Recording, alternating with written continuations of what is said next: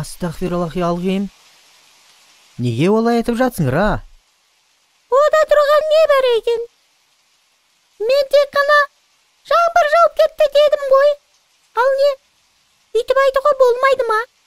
Жаңбыр ол Алланың рахметі мен берекесінің белгісі, және нұрының жауғаны. Сондықтан олай деме.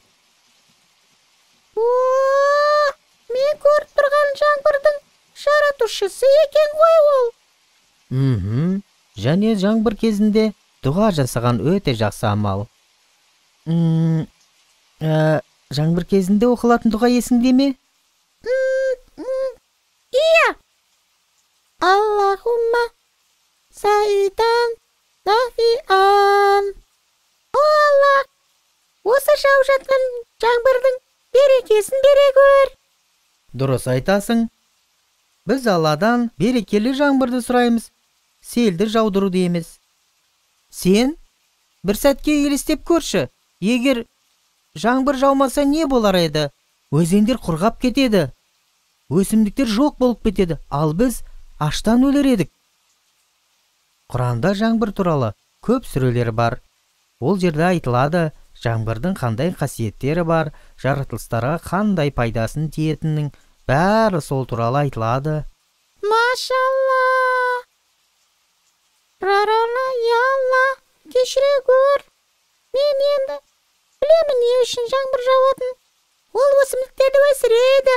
Біз олардың жемістерін жейміз. Солай ғой, я? Нұса, Рара, ойнағыларын кесе, сыртқа шығып ойнасаңдар болады. Бірақ ұзаққа кетіп қалмаңдар. Сіз рұқсат беріп жатсыз ба? Рара, кеттік. Аллақай! Алла желдерді жіберіп, бұлттарды қозғайды.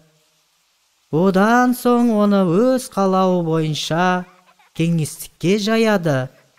Бытырақты түйдектерге бөледі. Сонда олардың арасында жаңбыр жауып тұрғанын көресің.